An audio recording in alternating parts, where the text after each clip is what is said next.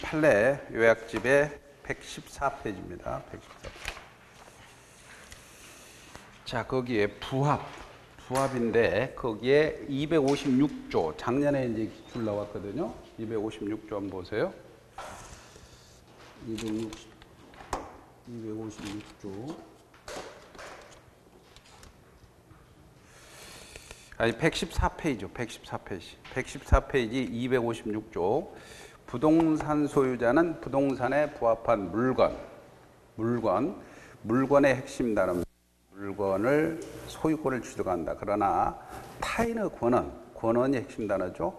권한에 의한 때는 그러하지 아니하다. 이렇게 되어 있습니다. 그래서 부합이라는 것은 합해서 하나가 되는 거예요. 합해서 하나가 되는데 조문에 256조라는 조문에 부합 그러면 만약에 부동산이 합해졌어요.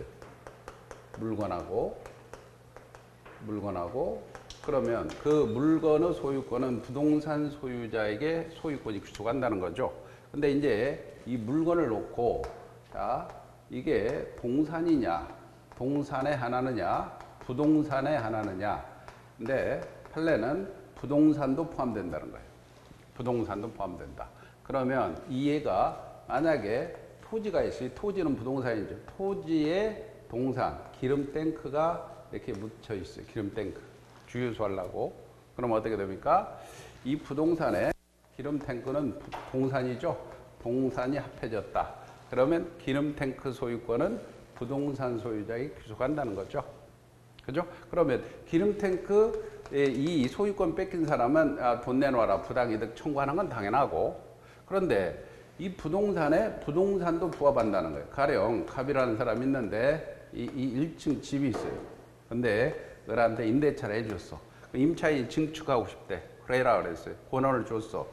임차인한테 권한을 줬어요. 권한에 의해서 2층을 증축했어요. 2층을 증축했어. 이 증축 부분이 누구한테 소유권이 귀속하느냐. 이럴 때는 판례가 이게 2층 부분이 구조상, 이용상 독립성 있느냐, 구조상, 이용상 독립성이 없느냐에 따라 달라집니다. 있다. 구조상, 이용상 독립성이 있다. 그렇다면은 이건 부합의 논리로 인정하지 않고 소유권은 을로 소유권이 귀속합니다. 근데 구조상, 이용상 독립성이 없다. 그러면 을 소유권이 아니고 부합의 논리로 해석해서 이 소유권은 갑에게 귀속한다. 그래서 이때 소유권은 갑입니다. 이럴 때는 이 부동산도 부합의 논리를 인정한다는 게 판례 입장이고 그러면 이제 여기에 그러나 이 물건이 아까 권한에 의해서 부합시켰다. 권한에 의해서 부합시켰다면 권한자 소유자, 권한자 가령 갑이라는 사람이 있고 토지가 있다. 그런데 을이라는 사람이 지상권자다. 이 지상권자라는 권한에 의해서 나무를 심었어. 그런 나무는 원래 나무는 토지에 부합돼야 되는데 이때 지상권자는 권한에 의해서 나무를 심었으니까 이 나무는 소유권은 지상권자 소유다 얘기죠. 그래서 이렇게 권한에 의해 때는 자 이때 권한자 소유다. 그래서 나무는 여기 토지에 부합되지만 그런데 판례가 갑이라는 사람이 있는데 갑 토지에 을이 무단으로 권한도 없는데 농작물을 심었어. 농작물 작년에 시험에는 이제 배추를 심었다. 이 배추는 농작물이죠. 그런데 이거는 부합의 논리로 부합되지 않고 권한이 없다 손치라도 농작물은 무단경작자 소유에 속한다는 게 판례 입장이죠. 그래서 이 농작물의 경우는 권한이 없더라도 무단경작자 소유에 속한다는 게 판례 입장입니다. 됐죠? 자, 257조입니다. 거기에 동산은 그렇게 중요하지 않습니다. 동산과 동산이 부합해서 훼손하지 않으면 분리할 수 없거나 분리에 과다한 비용을 내할 경우에는 합성물의 소유권은 주된 동산 소유자입니다. 주된 동산 소유자. 그러니까 금가락지하고 루비하고 박았다. 그러면 그때는 금가락지 소유자가 소유권을 취득하죠. 그러나 두 종을 구분할 수 없어요. 그러면 합성물을 공유한다는 거죠. 자, 판례 42번 판례 보세요. 기출 한번 나왔죠. 지하에 매설된 유류 저장 탱크죠. 그죠? 이건 동산이죠. 토지로부터 분리하는데 과다한 비용이 듭니다. 그럴 때는 부합 논리로 해석해서 유류 저장 탱크는 토지에 부합됐다고 봐야 됩니다. 43번 판례죠. 많이 나왔죠. 임야의 잎목의 성장이 장기간 요하고 그 상태도 보통 명백한 것이 아니므로 타인의 임야에 권한 없이 밑줄이죠. 권한 없어요. 그 식재한 잎목의 소유권은 임야 소유자에게 귀속하죠. 임야 소유자에게 귀속합니다. 현재 모래시계 타인의 임야에 권한 없이 식재한 잎목 소유권은 임야 소유에 속한다. 두 번 나왔죠. 16회 28회. 근데 타인의 토지의 부단으로 경작한 농작물 소유권은 권한이 없더라도 경작자 소유라 그랬습니다. 보고 그 다음에 46번 판례 보세요. 46번 판례 모래시계만 보면 됩니다. 건물의 임차인이 권한에 의해서 증축한 부분이 구조상, 이용상이 독립성이 없더라도 이게 틀렸죠? 임대차 종료 시 임차인은 중축 부분의 소유권을 주장할 수 있다. 없죠? 구조상, 이용상, 독립성이 없으면 소유권 주장할 수 없습니다. 한번 참조로 보시고 문제 하나 봅시다. 문제 작년 기출 프린트 1번. 프린트 1번.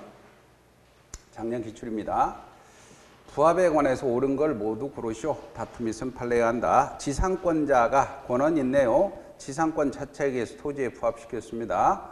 그러면 그 물건은 지상권자 소유죠. 권한이 있죠. 맞죠? 그 다음에 적법한 권한 없이 타인의 토지에 경작한 성숙한 배추입니다. 배추는 농작물이죠. 농작물인가 권한이 없더라도 경작자 소유에 속하죠. 맞죠? 2번도 맞습니다. 니은도. 디귿. 적법한 권한 없이 타인의 토지에 식재한 수목. 수목은 나무죠. 권한이 없으니까 토지 소유자에 속하죠. 맞죠? 근데 니을. 건물 임차인이 권한에 의해서 증축한 부분은 구조상, 이용상, 독립성이 없더라도 임야 임차인의 소유다. 틀렸죠? 그래서 맞는 것은 기역, 니은, 디귿. 그죠? 3번이 답이죠? 이런 식으로 작년에 출제됐습니다. 아셨죠? 자, 그래서 보시고 그 다음에 넘겨보세요. 그 다음 페이지 넘겨보면 이제 공유, 자, 공동소유가 나옵니다. 공동소유에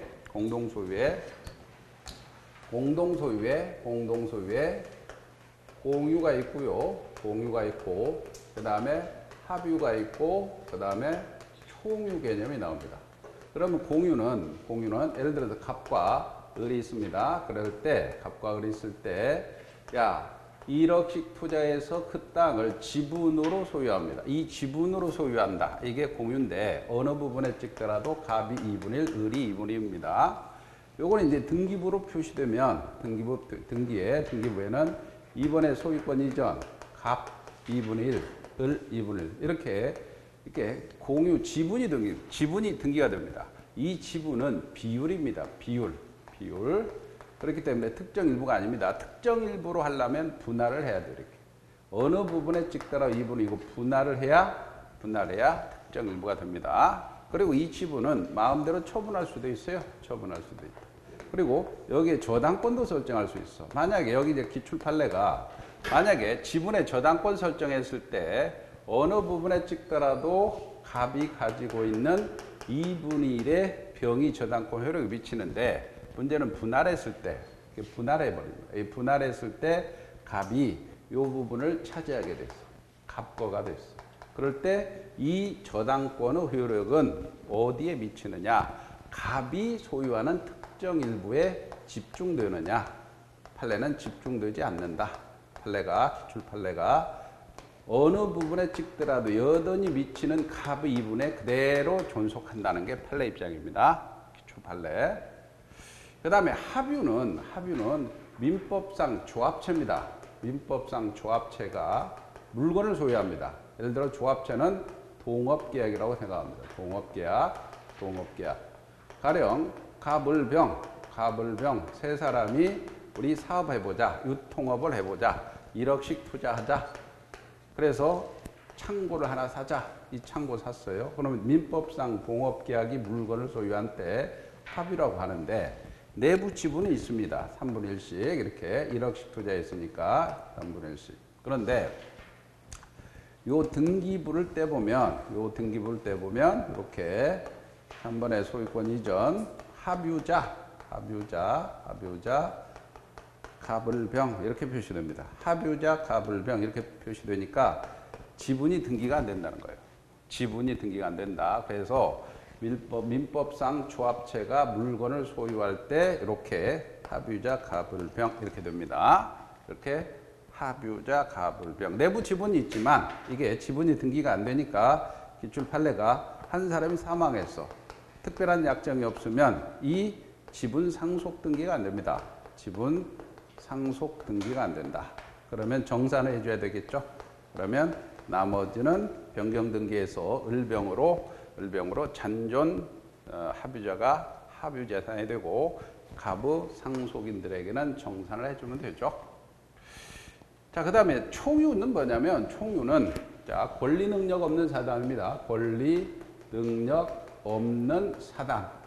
권리 능력 없는 사단이라는 것은 사람이 모였는데 등기를 하지 않은 집단이란 말이죠. 가령 정당이라든가 그 다음에 교회라든가 그 다음에 사찰이라든가 그 다음에 아파트 입주자 회의 그 다음에 종중이라든가 이런 쉽게 말해 종중재산, 교유재산, 정당재산이죠.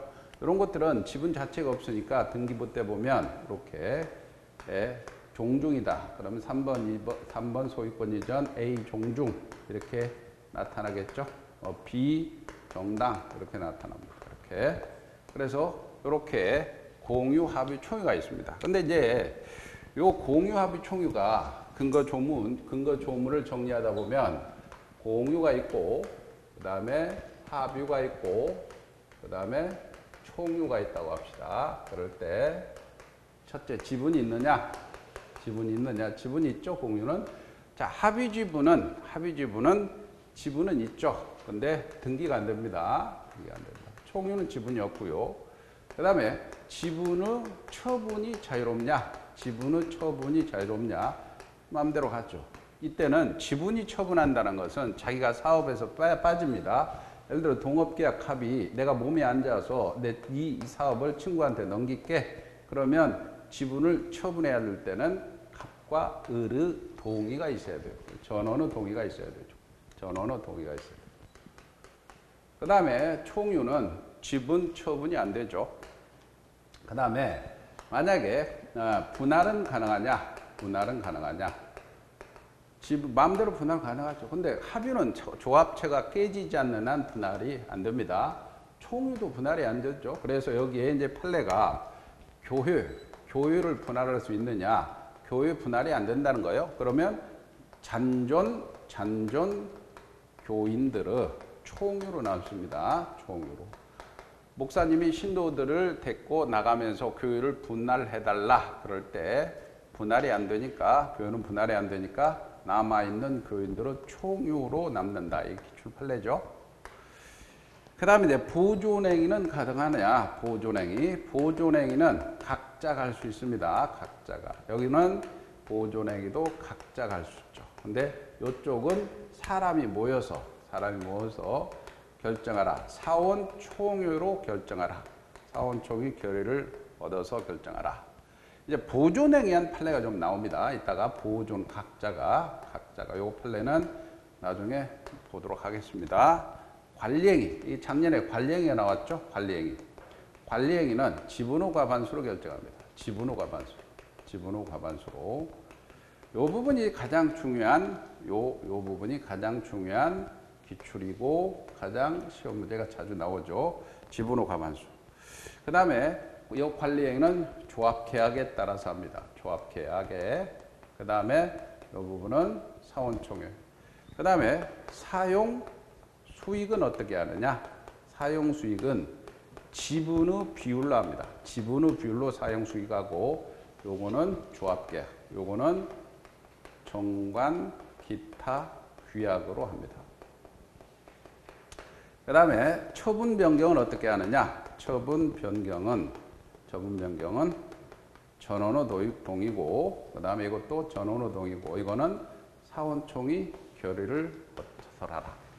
근데 여기에 작년 기출에 이 지분후 과반수의 관리행위인데, 이 관리행위는 우리가 임대차를 한다. 임대차를 해지한다.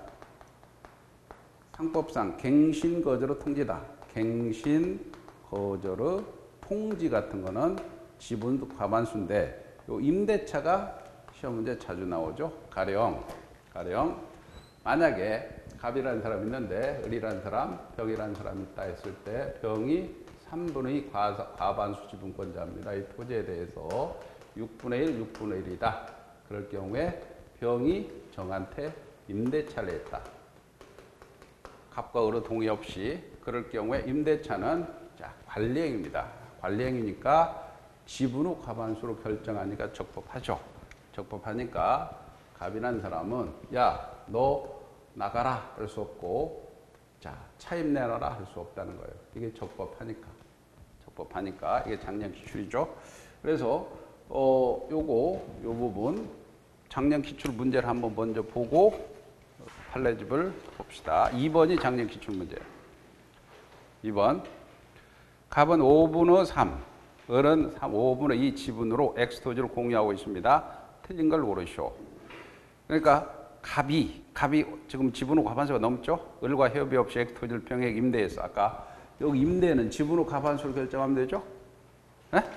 지분후 과반수를 적법하죠? 적법하니까 소수지분권자 을은 병에게 인도를 청구할 수 있다 없다? 없죠. 맞죠? 네?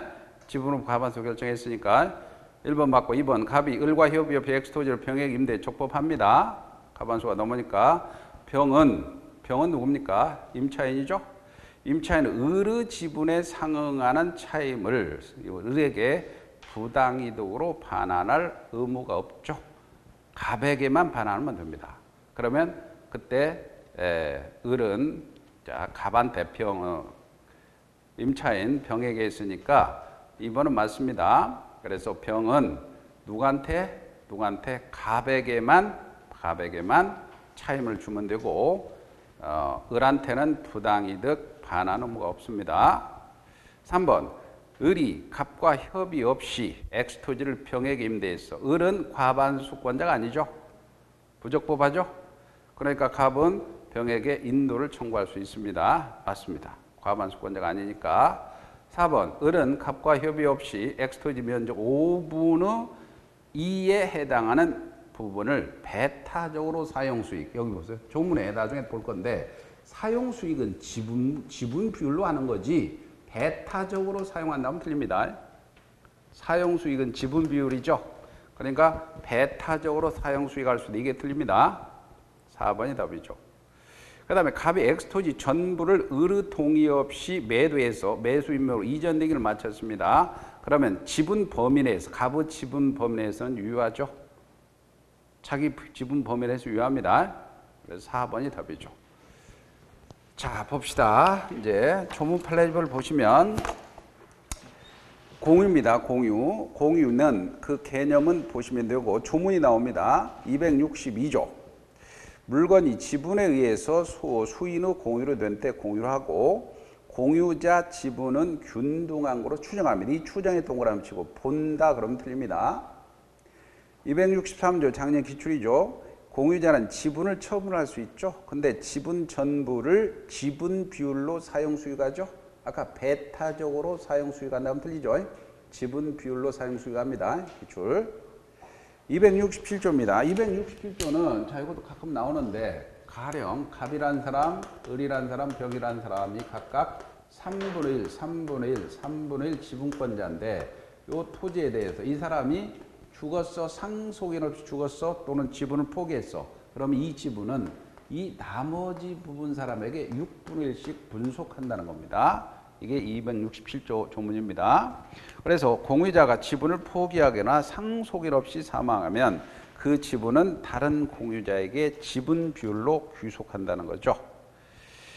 그 다음에 거기에 264조가 있습니다. 잘 나오죠? 공유자는 다른 공유자의 동의 없이 처분 변경 못한다. 처분 변경은 전원노동이라고 그랬죠? 그 다음 265조입니다. 이거 중요하죠? 별표죠. 자, 공유무로 관리, 즉 이용 계량 행위는 지분 후 과반수로 결정한다. 지분 후 과반수가 나오죠? 이 부분이 사례로 나왔죠? 그 다음에 보존 행위는 각자가 할 수 있다. 각자가 할 수 있다. 그래서 거기 265조에 관한 요 판례 부분이 50번 판례 보세요. 과반수 지분 후 공유자로부터 사용 수익을 허락받은 점유자, 임차인에 대해서 소수 지분 공유자는 퇴거나 철거, 배제를 청구할 수 없다. 맞죠? 엄청 많이 나오죠? 요 관리 행위에 관한 판례가 지금 기출 판례가 많이 나온단 말이죠. 그 밑에도 보세요. 51번. 과반수 지분 후 공유자로부터 공유 부분의 특정 부분을 사용 수익 허락받은 점유자. 적법하죠? 소수 지분권자에 대해서 부당이득을 얻었다고 볼 수가 없습니다. 맞습니다. 그 다음에 판례 52번은 자, 이 판례인데 기출인데 요 사람들이 관리에 관해서 특약을 했어. 가불병. 근데 이 특약을 가불병 이 특약은 나중에 요 지분을 사는 특정 승계인에게도 이 특약이 효력이 미칩니다. 그런데 가불병 특약을 했는데 가부 지분권의 사실상 포기하는, 즉 지분권의 본질적 부분을 침해하는 특약을 했어. 예를 들어서 지분권을 사실상 포기하는 특약을 했어. 요거는 갑에게 이 특약이 효력이 갑이 동의하지 않는 한 효력은 안 미친다는 게 기출 판례입니다. 그게 51번 판례, 52번 판례죠. 27호 기출. 공유 지분권의 본질적 부분을 침해하는 특약.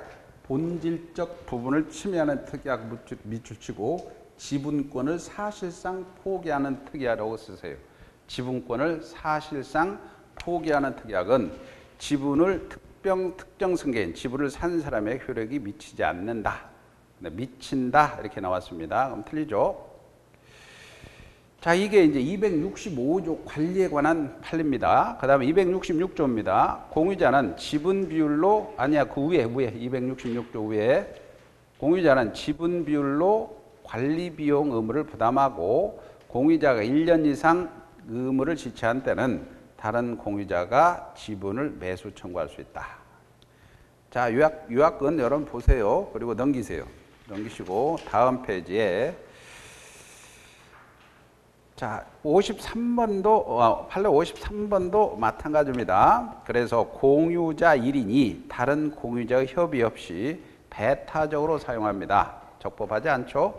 다른 공유자는 자신이 소유하는 지분이 과반수에 미달되어도 인도를 청구할 수 있다. 가령 3분의 1, 3분의 1, 3분의 1 이 사람들이 있는데 을이라는 사람이 전부 배타적으로 사용 수익한다.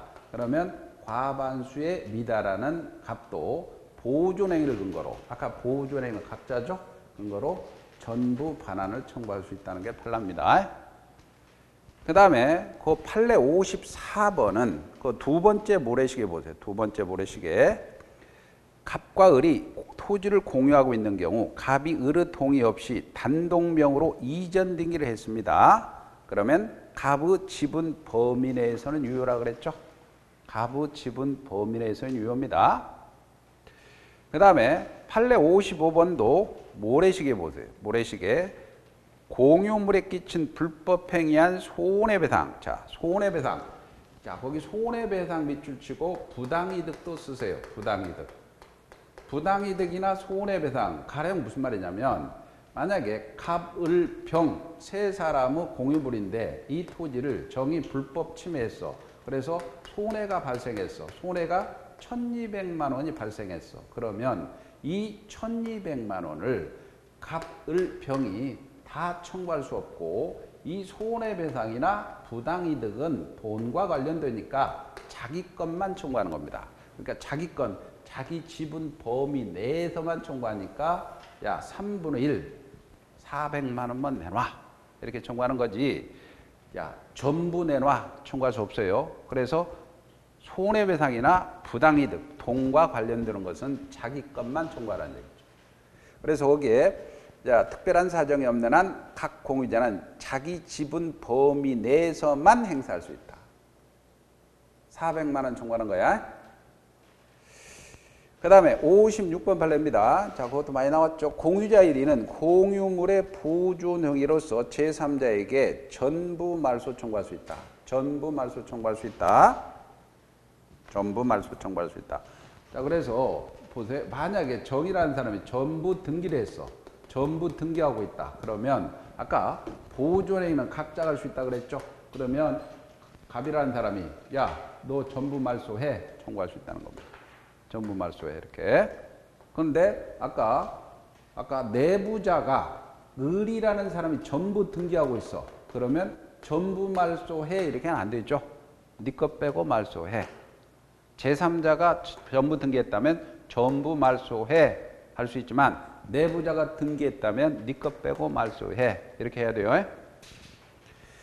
그 다음에 57번 판례도 두 번 나왔죠. 공유자가 다른 공유자의 지분권을 대위적으로 주장하는 것은 보존행위라고 볼 수 없다. 보존행위라고 볼 수 없다. 여기 무슨 말이냐면 갑이라는 사람이 있는데 갑이라는 사람이 자기 지분을 주장하지 않고 을의 지분을 주장해서 정한테 나가라. 이거는 보존행위가 아니란 얘기죠. 그 다음에 268조입니다. 268조. 공유자는 공유물을 분할을 청구할 수 있죠. 그러나 5년 기간으로 분할하지 않을 것을 약정할 수 있죠. 요 약정에 동그라미 치고요. 약정은 등기를 해야 제3자에게 대항할 수 있다는 게 판례입니다. 약정은 등기를 해야 제3자에게 대항할 수 있다. 전항의 계약을 갱신할 때는 5년을 넘지 못하죠. 그 다음에 269조입니다. 분할의 방법에 관해서 협의가 성립되지 아니한 때 밑줄이죠. 협의가 성립되지 아니한 때 재판상 분할을 청구합니다. 근데 판례는 59번 판례를 보세요. 59번. 공유자 사이 협의가 성립하면 더 이상 재판상 분할은 허용되지 않는다는 게 판례입니다. 아까 조문에 협의가 성립하지 않아야 재판으로 가는 거죠. 근데 협의가 성립했어. 가령 갑과 을이 야 분할하자라고 이렇게 분할하자 협의가 됐어. 협의가 됐는데 협의가 됐으면 이게 대장도 따로 만들고 등기부도 따로 만들어야 되는데 을이 협력을 안 해줘.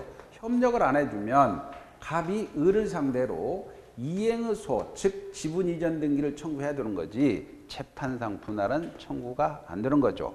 재판상 분할은 원래 자체 처협의가 안 될 때 재판상 분할을 청구하는 겁니다.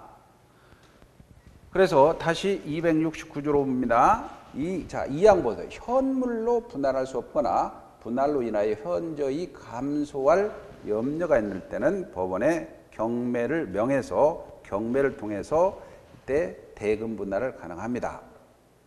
그 다음에 270조죠. 공유자는 다른 공유자의 분할로 인하여 취득한 물건에 대해서 지분 비율로 매도인과 동일한 담보 책임이 있다는 조문이고요.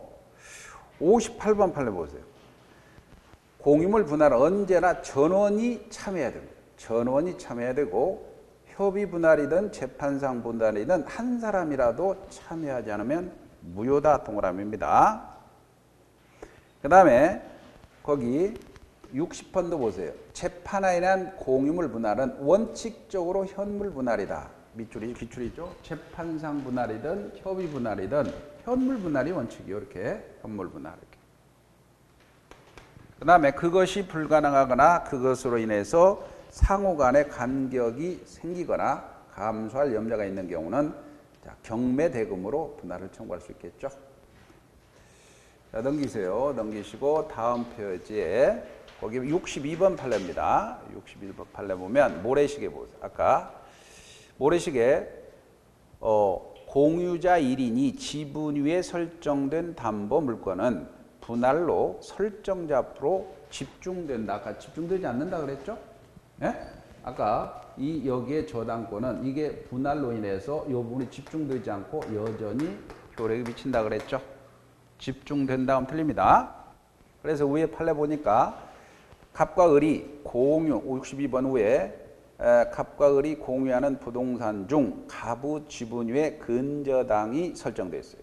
그러면 자, 분할이 된 데에 종전 지분 비율대로 전부에 그대로 존속하지 갑 앞으로 분할된 부분에 당연히 집중되는 건 아니다. 그죠? 그런데 또 집중된다 그러면 틀린다는 얘기죠. 그 다음에 합유입니다. 합유는 뭐 시험제 잘 나오지 않으니까 오르게 65번 판례 보세요. 65번 판례. 자, 합유자 중 한 사람이 죽어버렸어요. 합유자 사이에 특별한 약정이 없는 한 합유자의 상속인은 그 지위를 승계하지 못하므로 아까 지분이 등기가 안 되죠? 지분 등기가 사망 시에 지분 상속 안 된다 그랬어요. 정산을 해주라 그랬죠? 그렇게 해당 부동산은 잔존 합유자가 2인 이상일 경우는 잔존 합유자로 귀속되고 한 사람일 때는 단독 소유로 되는 거죠. 총유도 여러분들이 보시고 넘겨보시고 다음 페이지에 거기 66번 판례나 보세요.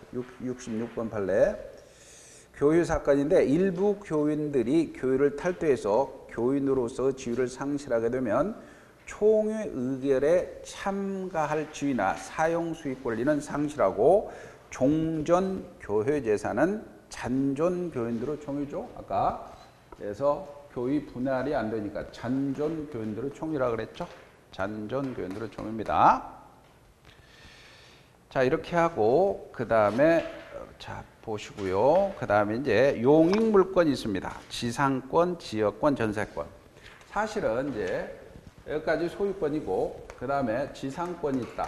지상권이 있다. 지역권이 있다. 그 다음에 전세권이 있다. 지상권, 지역권, 전세권은 그게 사실 실무상은 거의 이용하지 않아요. 실무상은. 왜냐하면 이 지상권, 지역권, 전세권은 지상권, 지역권, 전세권은 이 설정 계약하고 등기까지 해야 돼요.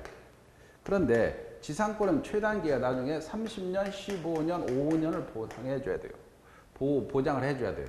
그리고 전세권의 경우도 등기 안 해준단 말이에요. 등기 안 해주고 그러니까 지상권, 지역권은 사실은 땅 주인이나 집 주인이 안 해주고 실질적으로 다 임대차로 갑니다. 임대차로. 그죠? 임대차로. 임대차 해주지 지상권, 지역권, 전세권 잘 설정 안 해줍니다. 그러나 여러분들이 시험용이니까 물권의 지상권, 지역권, 전세권, 지상권, 지역권, 전세권은 시험용으로 공부하고 근데 단 지상권에서는 실질적으로 실무에서 이용되는 게 부분지상권은 이용이 돼요. 부분지상권. 이 부분지상권이라는 건 뭐냐면 가령 내 갑이라는 사람이 있는데 이게 시골에서 농지가 있어요. 근데 한전에서 전선줄이 이렇게 지나가고 있어. 고압선이. 그러면 갑의 토지를 사실 토지의 범위는 토지의 정당한 이익이 있는 상하에 미칩니다. 그러면 이때 한전에서는 요 지상, 이 땅을 전체 빌릴 필요가 없죠. 그러면 지상의 10m에서 20m 사이만 빌리는 거예요. 그래 구분지상권을 설정합니다. 그럼 구분지상권은 한전에서 이렇게 설정해서 근데 한전에서 스스로 해주는 게 아니고 보통 그냥 방치를 하면은 법무법인 같은 데서 이걸 노리고 이 사람들한테 나한테 맡겨라. 그러면 여기 돈을 받아줄게 해서 요 한전을 상대로 소송을 해요. 소송을 해서 구분지상권, 자, 이 땅을 침해했으니 얼마를 내달라 해서 하는 겁니다. 그래서 이때 구분지상권인데 일반지상권은 건물, 공작물, 수목 소유하기 위해서 지상권을 설정하는데 나무를 소유하기 위해서는 부분지상권을 설정하지 않는다. 요거 하나만 기억하면 되고 그 다음에 이 담보지상권이라는 개념이 있어요. 담보지상권. 이 담보지상권은 실질적으로 많이 이루어집니다. 그게 뭐냐면 갑이라는 사람이 토지가 있어요. 근데 그 토지를 근거로 은행에다가 돈을 구워요. 그러면 은행 1억을 구워주면서 저당권이나 근저당을 설정할 거예요. 그러면 저당권 은행이나 은행이 요 땅에다가 건물을 짓지 못하게 같이 분명히 지상권을 요구합니다. 지상권을 설정을 요구해요. 지상권. 그래서 나대질 담보로 은행에서 융자를 받을 때는 반드시 은행에서는 근저당이나 저당권 설정하는데 지상권도 100% 요구합니다. 여러분들 나중에 공공중개사 따고 실무에 나가면 아이 토지에 보니까 은행이 근저당도 돼 있고 지상권도 같이 돼 있다. 이 지상권은 100% 담보지상권이야. 요거는 이 근저당을 확보하려고 그래. 그러면 이 경우는 판례가 요거는 1억을 갚아버리면 저당권 소멸하고 지상권도 소멸한다는 게 판례입니다. 이게 기출 판례 한번 나왔죠. 됐죠? 그 다음에 나머지는 지상권은 이제 근거 조문 하나 보면서 우리 시험용으로 합시다. 279조 보세요. 지상권은 타인의 토지의 건물, 공작물, 수목 소유하기 위해서 사용하는 권리가 있다. 지로 주라란 말이 없죠. 지로는 요소가 아니다. 근데 기출 두 개 보세요. 지상권의 목적인 건물이 전부 멸시되더라도 지상권은 소멸하지 않는다. 25에 나왔죠. 그 다음에 지상권 설정 계약 당시 건물, 공작물이 없더라도 지상권은 유효하게 성립할 수 있다. 작년 기출이죠. 됐나요?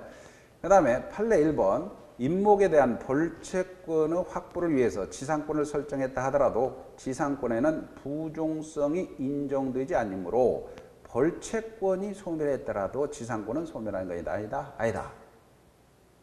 그 다음에 지상권이 설정된 토지를 양수한 사. 그러면 인도를 지상권자에게 청구할 수 없죠. 지상권은 등기가 되어 있을 거 아닙니까? 물권이니까. 그리고 판례 3번입니다. 저당권이 설정된 나대지의 담보 가치를 하락 막기 위해서 저당권자 명의의 지상권, 그 밑줄입니다. 이거 담보지상권이라고 합니다. 담보지상권. 이 담보지상권은 설정되어 있습니다. 피담보채권이 소멸하면 지상권도 당연히 소멸한다는 겁니다. 그 다음에 지상권 취득은 법률행위로 취득한다면 등기해야 되고 법률 규정이라면 등기할 필요 없죠. 이게 법정지상권인데 이 법정지상권은 나중에 자세히 배울 거고 거기에 넘겨보세요. 그 다음에 이제 존속기간분. 존속기간. 약정이 있어요. 약정이 있다. 그러면 거기에 280, 이 지상권은 특히 희한한 게 280조부터 287조까지가 강행규정화되어 있어. 강행규정화되어 있어서 지상권자에게 불량한 효력이 없어. 그러면 280조가 강행규정입니다. 강행규정. 따라서 최단기간이 거기 1호 보세요. 석조, 돌이죠. 석회죠. 뭐죠? 콘크리트. 연화죠. 벽돌이죠. 유사한 견물, 수목 소유라고 돼 있죠. 소유라고 돼 있죠. 소유 목적으로 할 때는 30년. 그러니까 15년으로 했다. 그러면 그건 무효입니다. 강행 규정이니까. 지상권자 불리하니까. 무조건 30년 해줘야 돼요. 그럼 내 땅을 30년 해주는 사람 어디 있어요? 거의 없죠. 예? 그 다음에 전호 이외에 건물, 보통 건물 소유 목적으로 하면 15년. 무조건 보장해 줘야 되고. 공작물 소유 목적으로 하면 5년이죠. 근데 판례가 소유라 그랬죠. 소유. 그런데 판례 4번 보세요. 단기간의 내구력을 가지며, 아니고 이게 있고, 판례 5번부터 보세요. 5번. 기존 건물 사용에 동그라미 있어요. 사용 목적으로 지상권 설정했어요. 그러면 소유 목적이 아니죠. 소유 목적이 아니죠. 그러면 이 최단기 적용이 없다는 거야. 소유 목적이 아니니까. 그래서 모래시계 보니까 지상권 설정자 소유 견고한 석조 건물은 소유 목적이라면 30년 보장해 줘야 되죠. 근데 사용의 동안 사용 목적은 최단기 적용되지 않는다 그랬어요. 30년. 구건물 부지의 지상권 설정했습니다. 그거는 30년이 아니고 15년으로 정해도 유효하다는 얘기야. 사용 목적이니까, 소유 목적이 아니니까. 이해가죠? 이해 가요, 안 가요? 가죠? 소유 목적이 아니고 사용 목적은 최단기 적용이 안 된다는 겁니다. 판례 4번은 단기간 내구력을 가지고 용이하게 해체할 수 없는 건물 소유 목적이라면 존속기간은 약정이 없음 30년입니다. 그 다음에 2항 보세요. 위에 전환기간보다 단축한 기간을 정한 때는 30년, 15년, 5년으로 연장돼 버립니다. 그 다음에 약정이 없어. 그러면 계약으로 존속기간을 정하지 않았습니다. 최단기로 봐버립니다. 30년, 15년, 5년으로 봐버려요. 그 다음에 지상권 설정 당시 공작물 동그라미 치세요. 공작물은 원래 5년이죠. 5년이죠. 근데 구조 종류를 정하지 않았어. 그러면 15년으로 봐버립니다. 또 구조 종류 공작물은 5년인데 구조 종류를 정하지 않았다. 몇 년이다? 15년이다. 근데 모래시계 보세요. 수목은 언제나 30년이죠. 기출입니다. 그 다음에 이제 갱신청구. 갱신청구는 요거는 나중에 이게 어디로 보냐면 임대차로 갑니다. 사실은. 그래서 갑이라는 사람이 있다. 토지가 있다. 그럴 때 을이라는 사람이 지상권을 설정해 줬어요. 근데 지상권자가 건물 지었어. 나무를 심어서 기타 등등. 그럴 때 첫째 기간이 만료가 되죠. 기간이 만료가 되고 두 번째 목적물이 현존합니다. 목적물이 현존하고 세 번째 그러니까 지상권자가 한 번 더 합시다 라고 갱신 청구를 하게 돼요. 그러면 오케이 하면 연장이 되겠죠. 근데 거절해버려요. 거절해버리면 네 번째 내 건물을 수목을 사가라. 그럼 무조건 사가야 돼요. 이게 지상권자가 지상물 매수 청구죠. 그죠? 지상권자가 지상물 매수 청구인데 여기에서 나오는 것보다는 요게 283조가 나중에 임대차에서 그대로 갖다 씁니다. 그래서 643조라는 조문에서 이 규정을 그대로 갖다 써서 만약에 건물 토지 임대인이 있는데 토지를 임차한 사람이 임차인이 건물을 지었다. 그리고 임대기간이 만료됐다. 목적물이 현존한다. 그러면 임차인이 갱신 청구해서 오케이 하지 않으면 임차인이 사가라. 그러면 사가야 된다. 이 부분에서 사실 더 시험 문제가 많이 나옵니다. 여기는 조문만 체크하세요. 그래서 283조도 강행 규정입니다. 불리한 거 효력이 없죠. 지상권이 소멸합니다. 기간 만료로 소멸해야 돼요. 기간 만료로. 그러면 건물 기타 공장 수목이 현존하는 때는 지상권자는 갱신을 청구할 수 있다. 근데 26회에서는 있다를 없다로 바꾸치기해서 나왔어요. 있다에 동그라미 칩니다. 그 다음에 설정자가 계약 갱신을 원하지 않습니다. 그러면 매수 청구할 수 있죠. 그 다음에 285조도 보세요. 여기에서 그럼 지상권자가 사가라 해야 되잖아. 그러면 토지주인도 요거를 매수 청구하지 않으면 원상 회복해야 되는데 토지주인이 보니까 괜찮아. 그러면 지상권 설정자가 야 팔고 나가. 그러면 팔고 나가라는 얘기죠. 그러니까 지상권자도 사가라 할 수 있고 설정자도 팔고 나가라 할 수 있다는 거야. 근데 이게 임대차로 가면 임차인은 사가시오라고 할 수 있는데 임대인은 팔고 나가 이 규정이 없어요. 지상권에서만 있습니다. 그래서 285조는 지상권이 소멸합니다. 지상권 설정자 밑줄이죠. 설정자가 상당한 가격을 제공해서 수목 공작물 팔고 나가. 이건 매수는 팔매자입니다. 팔고 나가 청구할 때는 지상권자는 거절하지 못하고 팔고 나가야 되죠. 됐나요? 그 다음에 그 지상권의 강행 규정이고 그 다음에 효력입니다. 거기 289조는 강행 규정화 되어 있고요. 282조 중요한 조문이죠.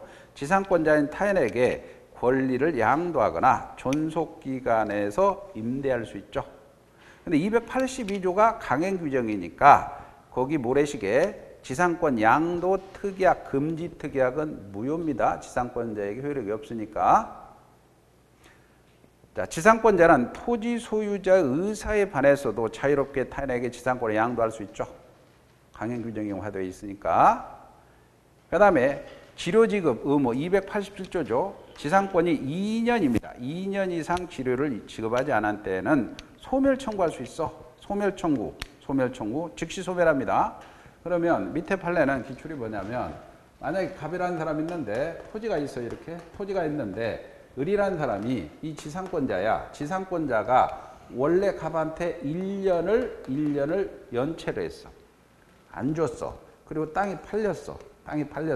그러자 요 사람한테도 1년이 안 줬어요. 치료를. 그러면 양수인이 내 거 1년하고 앞에 사람 1년 합해서 2년이니까 너 소멸 청구해서 나가라 할 수 있느냐? 안 된다는 거야. 자기 거가 2년이 돼야 돼요. 자기 거가 2년 못 받아야 돼요.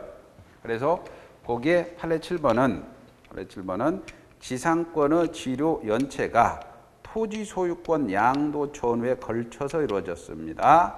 양수인에 대한 연체 기간이 2년이 되지 않는다면 양수인은 소멸을 청구할 수 있다, 없다? 없다. 판례 8번 보세요. 법원이 결정한 원래 지료는 당사자가 약정할 수 있고 법정지상권 같은 경우는 지료를 법원이 정할 수도 있어요. 근데 법원이 결정한 지료가 2년 이상 지료를 연체했다 하더라도 소멸을 청구할 수 있다, 없다? 있다.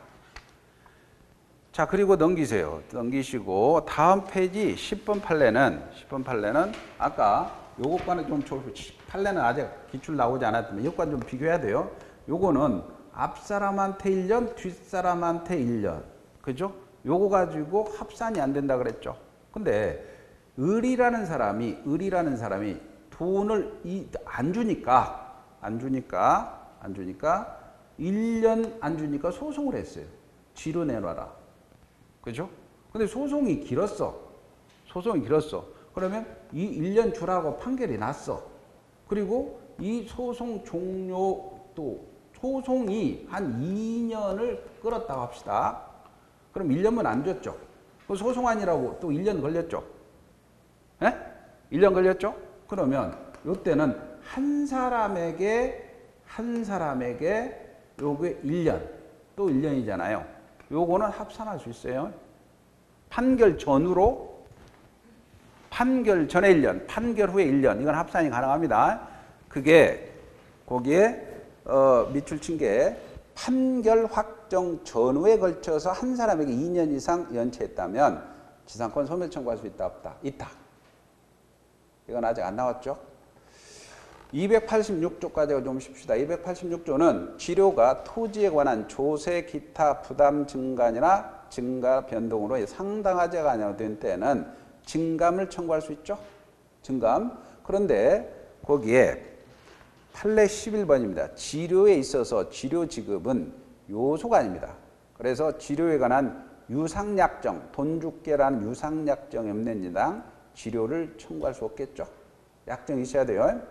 또 만약에 아까 지료는 요소가 아니니까 지료에 관해서 이 지료는 만약에 여기에 약정이 있어야 된단 말이에요. 그 약정을 해야 그것도 등기를 해놔야 제3자에 행할 수 있어요.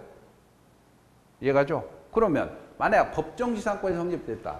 법정지상권이 성립됐을 때 지료를 약정하지 않았어. 쉽게 말하면 당사자가 약정하지 않고 법원이 정해주지 않았어. 그러면 지료는 요소가 아니니까 무상이죠? 무상이니까 올려달라 증액을 청구할 수 없겠죠. 약정한 바 없고 법원이 결정하지 않았으면 증액 청구할 수 없다는 거야. 그게 지금 12번, 16, 19의 기출입니다. 지상권에 있어서 유상의 지료에 관해서 지료액, 지급시기 등의 약정을 등기해야 그 뒤에 소유권, 지상권을 양수한 사람 등 제3자에게 행할 수 있는 거야. 근데 지료에 관해서 등기되지 않았다. 그러면 무상이라는 얘기죠. 무상이니까 지료 증액도 청구할 수 있다, 없다? 없다는 거죠. 잠시 쉬었다가 보는데 지상권 거기에 지상권은 조금 있다. 288 거기에 문제 하나 풀려면 거기 287조 88조까지 한번 보고 문제 풉시다. 그리고 좀 쉽시다. 거기 287조는 했고 288조가 작년 기출입니다.